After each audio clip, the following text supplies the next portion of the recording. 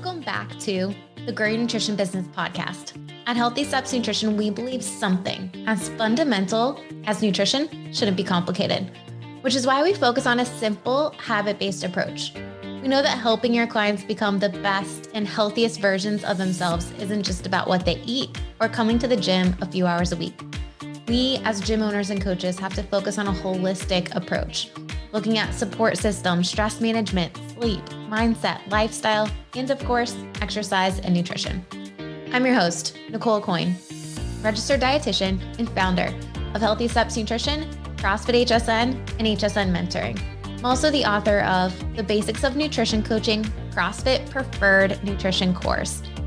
In this podcast, I'm going to teach you how to make one step at a time to becoming the best nutrition coach and building an awesome habit-based coaching program. I am so excited about today's podcast guest. His name is Tim Arnold. He is an author, speaker, thought leader on creating healthy tension. He's worked with companies like Toyota, Storybrand, the United Nations, Allstate Insurance to help leaders manage the complexity of tension that they're dealing with in the workplace. Really, he helps business owners and managers increase resilience to deliver successful results. He also is the author of a book called Leading with And. We talk about it a little bit in today's podcast. We talk about why leaders should embrace tension instead of avoiding it. How many times have you avoided a tough conversation? I know I used to when I first started my business, and now I embrace it. We talk about some of the most common tension he sees in businesses and specifically with gym owners and how to navigate them. We talk about how to embrace your bias when it comes to tensions and find alternative viewpoints so that you can reach the desired outcome. Well, I am so excited to have Tim on today's podcast, but I'm even more excited because he is actually coming to our Healthy Steps Nutrition live workshop in September. We are hosting a live event for gym owners and coaches. At the beginning of the week, we are actually hosting a staff retreat as well. Tim is going to be helping us lead our staff retreat for our internal team, and then he is speaking at the event on Friday. If you want more information about the Healthy Steps Nutrition Live Workshop, make sure you click the link in the show notes. We are only selling 200 tickets. This event will sell out. All right, let's get to this episode with Tim. Enjoy. Tim, I am so excited to have you on the podcast today. I'm excited. We've been talking about this for a while, so it's nice that we're finally making it happen. Thanks for the opportunity. You know, we got connected it was a pretty funny story, right? So you do these leadership summits, leadership workshops, staff retreats. And one of the companies that we work with super closely, Reverb, who does all of our media, the owner of that company and I are pretty good friends. And he's texting me while you are speaking at his event. He said, Nicole, you need to hire Tim to do your staff retreat. I was like, who's Tim? I'm like, who's Tim? So then I Google you. And then I'm like, oh, he's worked with Storybrand. Like all of the references on his website are Storybrand. And we've been connected with Storybrand for a long time. And when I think of people who've really helped build the trajectory of where our business is today, like Donald Miller is one of the first people that comes to mind. So, when I think about, working with him and working with the people, that's actually how I found Reverb and Clark is through Don. And I was like, man, this is like all the stars have aligned. Let's have a conversation. Let's see what a staff retreat could look like because we had already planned it. Mm-hmm. And, I'm thinking back to the initial conversation we had, and I went into that conversation thinking, what if you helped us with a staff retreat? Our staff hasn't been together in person.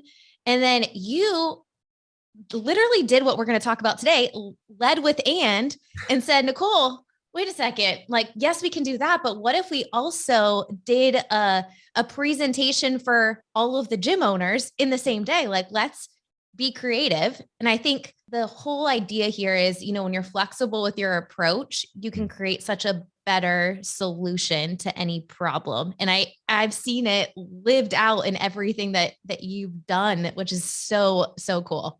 Appreciate that. And I do love it when worlds collide. I have had the privilege of working with Donald Miller and Storybrand for years. And, Clark came into our lives through that. And Yeah, it's neat when it all comes together. And I feel like it was meant to be because we're working on some pretty cool stuff right now. And, when you can discipline yourself to get away from using the word but or words that our culture and our business teams love to use, and really push yourself to integrate the word and. Yes, and it just opens up a world of opportunities, and this is one of them. I'm excited about it. You know what? You're saying this, and I remember the Storybrand guide certification in Dr. JJ Peterson now literally was talking about this. And he said, yes, and trying to give some feedback. So you are like trickling down to that team, and it's facilitating through their even guide certifications, which is really cool. You are a thought leader in the idea of healthy tension. I think so many business owners, when you think of tension, it like gives them anxiety. Like, I don't want to have tough conversations. I want to avoid this at all costs. And it exponentially gets worse because we don't address it. It also, we live in this world where it's like black and white, yes or no. And sometimes we as business owners and managers are really missing out on really cool opportunities because we're not flexible. Hmm. How did this come about? It's a great lead in. I mean, I first of all would affirm both of the things that you had just mentioned. One is we live in a pretty polarized world and workplace right now, folks. And there's a lot of reasons for it. There are, social media and media that's trying to convince all of us that we have to pick sides. We got to be for or against something. And obviously, if you and I are on different sides, well, one of us is right and one of us is wrong. That's not helping the situation. I think also the last few years of COVID has kind of accentuated it because, let's be honest, I think for a lot of business owners, it's been scary. And, when we get into a bit of a stress response of fear and anxiety, I think that binary right, wrong, good, bad, pick the right side almost is triggered at a heightened level. And certainly, I mean, there's lots of things in life where that's fine. Things are right and wrong, pick the right answer, move on. Though, as well as I do, that there's tons of situations, especially when we're running our business, when we're trying to lead, we're not dealing with right or wrong. We're dealing with right and right. And, all of a sudden you recognize I got to step up my leadership. I've got to push myself to see this, not from an either or perspective, but from an and perspective. And, for me, that was not a natural disposition. I mean, I was, raised where even in the schoolyard playground, I knew that, whatever team I got picked for, ultimately you were going to end up being a winner or a loser. It wasn't like we were going to settle with in between. You were one or the other, and gosh, you gave it your all to be a winner, right? And, then I don't even know if you know this, but I am a trained accountant. So, all through my educational journey, I learned that things on those tests that you were given were right or wrong. And you got to get the right answer. Well, then as I got into the profession of accounting, I recognized that if I don't get the right answer, I could lose my job. Never mind, people could go to jail. My clients could be suffering. So you got to get the right answer. Accentuate that with the fact that I was raised in a faith tradition that kind of pushed me to see the world from kind of a good and evil perspective. Things are good or evil, right or wrong. And again, I'll say it one more time. That's not a bad thing. We need that either or for lots of elements in our life. It's just a really incomplete approach to life, and absolutely an incomplete approach to business and leadership, because the more hard stuff that we tackle, the more we find ourselves wrestling with, as you mentioned, tensions to manage, not problems that you just pick an answer and solve it. You got to wrestle with conflicting values, embracing change, while at the same time holding on to what works, focusing on the bottom line and, making sure the numbers work and have a cost focus, but also have a quality focus. Even, for so many of us that are working from home, managing the ongoing tension between work and home, it's a wrestling match. And, if we try to use that either or, pick one side, it might feel good. It just doesn't last or work for very long. But we've been conditioned to do that. And, I've done research now across the world, and everywhere I've gone, when I ask people, I'll say, okay, I say the word tension and you think what, or the equivalent to that word in other languages. And 95% or more of us assume something's wrong. If I feel tension, something's wrong. I've made a mistake. We got to, and as a result, we avoid it or we ignore it.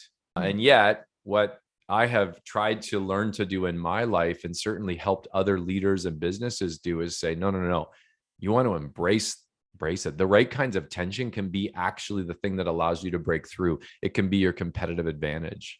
So it's been a bit of my life's work has been around identifying the right kinds of tensions and leaning into them. It's super interesting. So you wrote a book called Lead with and you talk about these specific tensions. And I remember us having a conversation. You said, hey, I'm going to send you over a pamphlet of like different things I could potentially talk about at the staff retreat. Let me know. So I start reading all these. I'm like, oh my goodness, all of these are things that are important that people need to know. So I couldn't decide. I sent it over to our chief of staff, Lindsay, and I said, hey, what do you think the staff would benefit most personally and professionally? Like, yes, of course we can develop them professionally, but I really want to develop them personally. Like, I want them to have a good life outside of work. Like, what can we do here? And she said the same thing. She's like, I don't know. I want to hear all of them. But I think, when it comes down to it, especially gym owners, like the number one thing that I hear from gym owners, like they open a gym, not to make a ton of money, but to help people. But in order to help more people, you have to be able to keep your doors open. And I think sometimes, especially gym owners, we feel like, man, if we're charging, really what we're worth, we're not focusing on the purpose of having our gym, when in reality, that's not the case. Like, I want to give some practical examples for gym owners and coaches, business owners listening to this podcast. What would you say to them? Yeah, well, I think in this last book, I've spent time looking at, folks who set out to really lead. And when I say lead, I mean they're willing to take on responsibility, to say, hey, I'm willing to wear this kind of weight of responsibility and this drive to make a difference.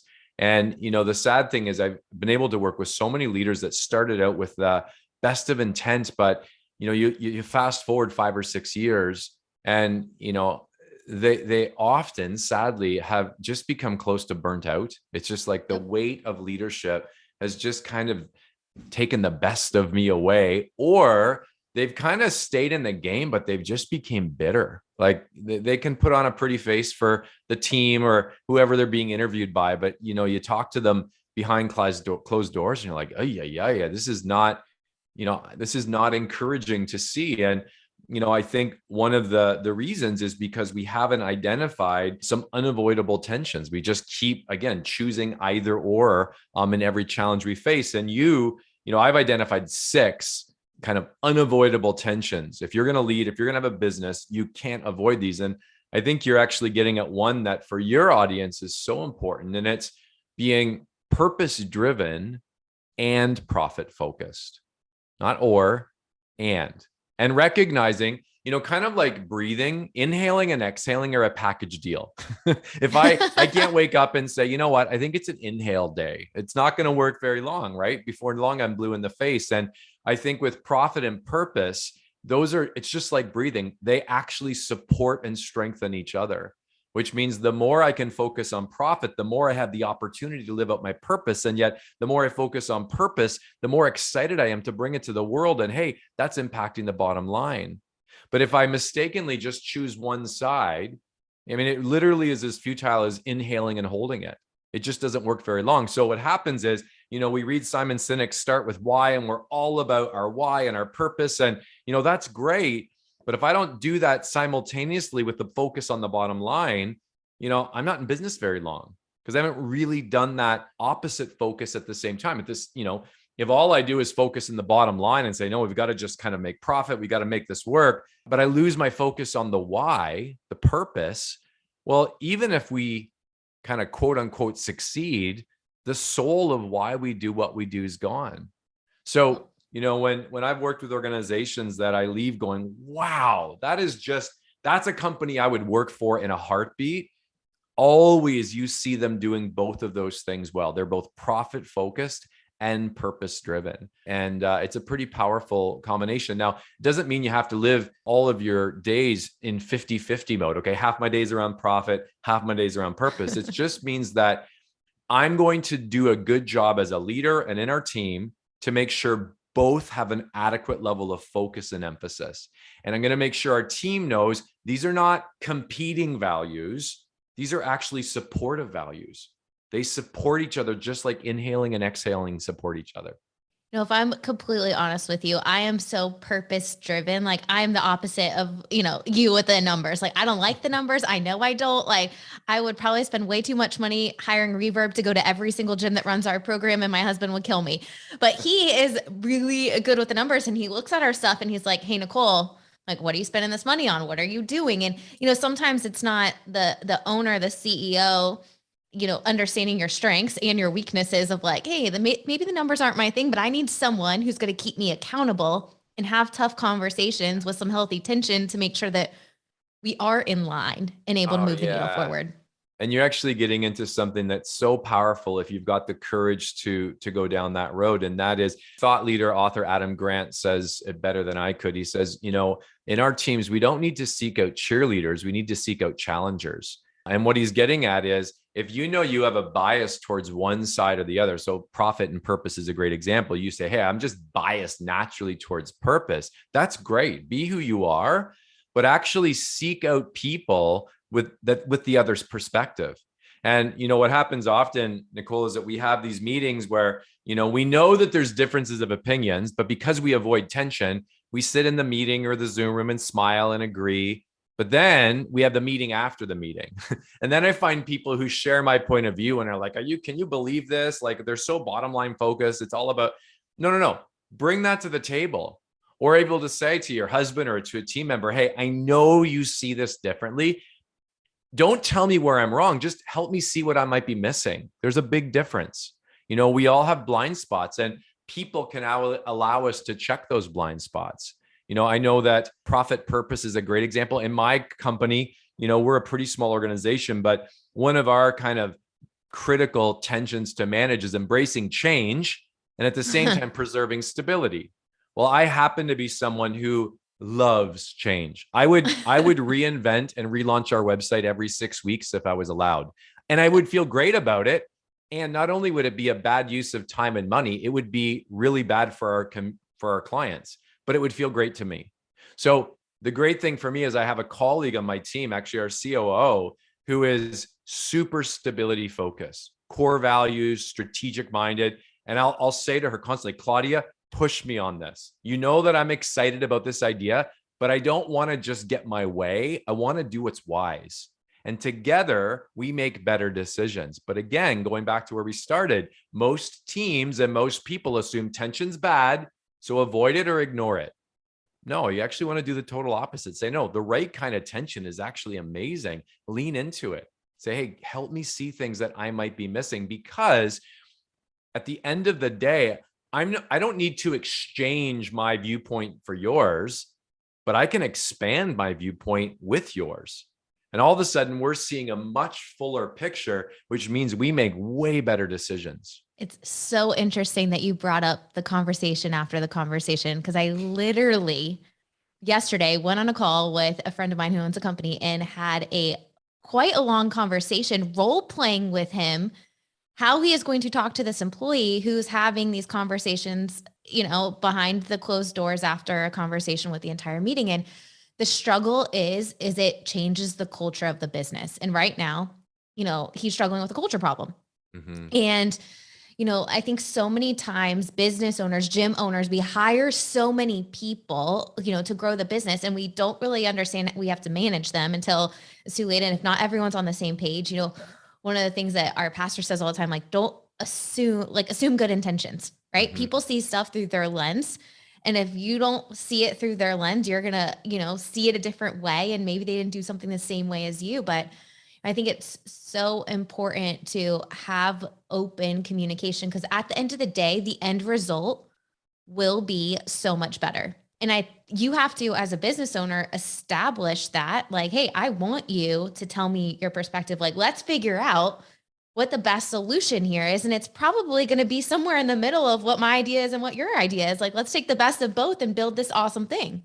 Yeah. And what happens is, I like that you mentioned that, the leader has to say, because if we're going to make healthy tension part of our culture, it has to stop with it has to start with leadership. It has to be something where you can say, hey, I don't want to get my way all the time. I want to do what's right, which means, I want us to come to the table, come to our one-on-ones with our perspectives and biases and preferences.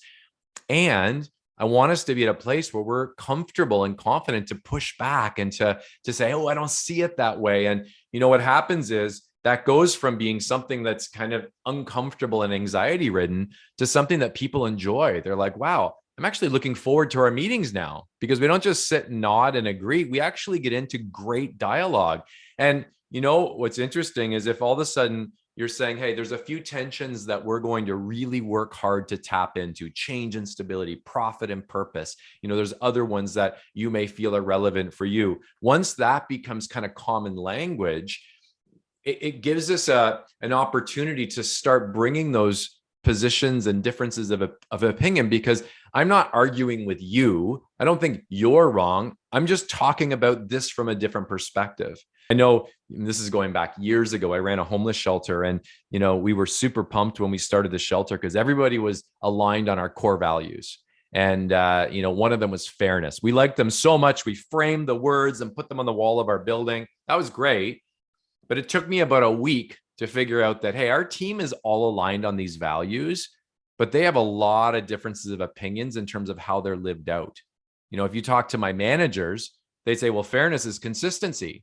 Fairness is that everyone gets what, there's house rules, there's no favoritism. That's what fairness is. Well, that was fine until you talk to my coaches. They worked with all of our homeless friends one-on-one. They said, whoa. What we would ask of this person, we would never ask of this person based on their experience of trauma or their addictions or mental illness. Fairness isn't that everyone gets the same thing. It's that everyone gets what they need. It's actually about individuality. And I noticed that the team was becoming polarized on, are we about consistency or are we about individuality? Until, we said, folks, this is not an either or. You know what? I actually don't think we're ever going to live out those beautiful framed words on our walls until we get comfortable with the fact that it's both. Fairness is consistency and individuality. And once we named it, all of a sudden the team's like, oh, so it's not like one of us is right and one of us is wrong. And now we're not really fighting against each other. We're just navigating this complexity. And, we got to the point where we said, if we're in team meetings and you're not feeling that tension, somebody else should be doing this work, because this is actually what we've been called to do. So this is a tension that we are not going to avoid. We're going to lean into. And what I found, like you said a moment ago, is all of a sudden we went from, a culture where we always had the meeting after the meeting to a culture where we just brought that to the table. And we were fine saying, hey, Nicole, I don't see it that way. And here's my concern. And the coolest thing, and this isn't, I'm coming to you from Canada. I found this to be the case in Canada, the US, all over the world. Most people don't need to get their way, but they do need to know that their way was heard and factored into decision making. And if I know that you're listening and you're actually integrating that, that's what I need more than getting my way. So once we start to make tension something that's not a bad thing, but actually a good thing, well, people are being heard. And decisions are being informed on lots of diverse perspectives, which means we're getting a competitive edge. You're 1,000% right with that. It's interesting. I hired a mentor, Michael Hyatt, a few years ago. And one of the things that he brought up was how to run meetings that were super effective. I think sometimes as business owners, we step away. Like, I don't coach classes anymore. So I can't tell you what's going on with everything in classes, what things we can do better, because I'm not on the floor. I'm not doing that. As you grow your business, you step sometimes further and further away from things. The people that are on the front lines, have the boots on their ground, are able to see things that you're not seeing. And one of the questions that Michael Hyatt said to us, saying, business owners, he's like, hey, when you're doing meetings, ask, what is something you're seeing that I'm not seeing? What's an opportunity that you're seeing that I'm not seeing? And that so good. has been so valuable for us to widen our perspective and me get ideas that I never would have thought about, because I'm not there. I'm not in it in the same way I was years ago. Mm-hmm. That's first of all, it's a pretty courageous question to ask. It's a vulnerable question to ask, but as you grow and scale, it's such an important question to ask. And, I think that, a way that I think maybe a similar question that we use a lot in our team is like, let's spend some time checking in with each other's blind spots, Yeah. stuff that not necessarily where we're wrong, but stuff we're just missing. And all of a sudden you have people saying, hey, like here's what I'm seeing. Are you seeing this? I'm like, whoa, I didn't see that at all. Like, tell me more. And, the idea that we don't have to all be in agreement on how we see things, that actually allows us all to see the big picture much better. It's a great question to ask. No, I think it's interesting, especially as business owners. Sometimes we get feedback or clients that are not happy or whatever the case may be. And you might, have an initial reaction. But when you sit back and think about how to respond and how to figure out how to make your business better, you're going to come out with such a better service for everyone in the future. I think it's so powerful. This book, I want to, as we wrap up, I want to mention one story that you had in this book that was probably my favorite story throughout the entire book. And you share quite a few of them. Highly recommend it. I don't listen or I don't read books. I always do Audible, but you didn't have it on Audible. So I read it cover to cover. First book I've read probably since college. So there we go. Nice. I'm honored. One of the stories that you had really talked about like giving grace to people and having expectations. And you talked about a guy who was like your problem child. And you were like, I'm going to kick this guy out or whatever you said. And then you ended up like kept giving him a little bit of grace. And he ended up turning his life around and leading this thing that you went and you're like, holy cow, this is the guy who was the problem child. And it was amazing that you guys just kept pouring love into this person who was struggling so much. And then he ended up, turning his life around and inspiring so many people. Yeah. It's one of, I think every organization has a couple tensions that are kind of key to them as an organization. And then I think every leader has one or two that's kind of tied to them. And for me, for whatever reason, my ongoing challenge is to be someone who has high expectations and high levels of grace, not mediocre levels of both, but high levels of both. Now, for whatever reason, the expectations come natural on myself and on others. Grace is a discipline, grace of allowing, for empathy and understanding and, as you say, assuming the best about people's intent instead of assuming the worst. That for me is a choice. It's not a default. And yet, that would be one story. And there's others where people who I just felt like, no, I've given them all I can give. It's time to move on. You fast forward a few years, and that's an individual in our homeless shelter that we were, I wanted to convince the team, and I could have, because I was a senior leader. It's time for a lifetime ban. It's time for a lifetime ban. And I could have used my positional power to get it, but I knew that expectations and grace is a tension to manage. And I also knew that I have a strong bias towards expectations. So I weighed in with my opinion, but I said, I want to hear from folks your thoughts. And what was fascinating was I recognized the team was not seeing it the way I saw it. They agreed that we needed higher expectations, but they didn't agree that my solution was maybe the best option. And I'm glad that they had the courage to say that, because in that meeting, we went down a totally different path. It wasn't my choice, but I actually felt good about it in the end. And, the book explains it in much more detail, but years later, I'm at an auditorium at a university with thousands of people learning about Indigenous issues here in Canada, and the host of this event is that gentleman who I wanted to ban. And, in the years since, he'd gotten his high school equivalency, he went to university, got a degree, and has become a really renowned figure in Canada for reconciliation with our First Nations and Indigenous people. And yeah, I remember sitting there just going, the tears were streaming as I'm looking down this guy leading this amazing event, going, wow, I will not move forward as a leader with high expectations without bringing grace into the picture. I just won't do it, because it could feel good, but I'll never have experiences like this down the road. So again, as leaders, we can get our way, but beyond just getting our way, we want to do what's right, what's wise, what actually is informed, which means we have to go back to recognizing some things aren't either or, they're and.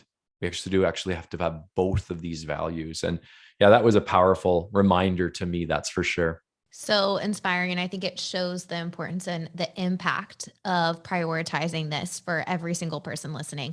And I think there are all people in our lives that we've had to extend extra grace to while still having those expectations. And, maybe we handle things in different ways, but I think having that bias or realizing that you had a bias, getting the conversation with the team so that they can weigh in and you guys coming up with a solution together really changed the trajectory of this guy's life. It So sure now he did. can inspire so many other people, which is amazing.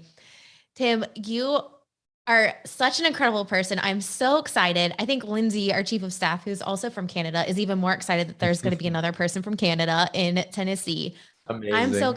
excited for our team to have some hours with you in the morning just to kind of dive into these things in a small group setting. But I'm even more excited to have you inspire so many gym owners. I mean, the past few years for gym owners have been absolutely crazy. And there are so many different tensions that gym owners might not be equipped to manage well. And it causes them extra stress, sleepless nights, all of the things.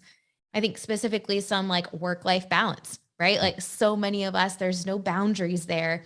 The profit and purpose driven, like that's a big one that I see. And having tough conversations and giving feedback, like all of these things are vital to Hmm. move your business forward. And I'm so excited to be able to bring you into Tennessee. I mean, who doesn't love Nashville?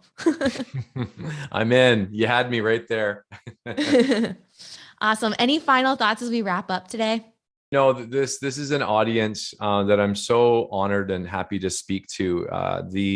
We're getting into another phase of a changing world, and we're in a phase where folks are desperate for community. They're desperate for connection.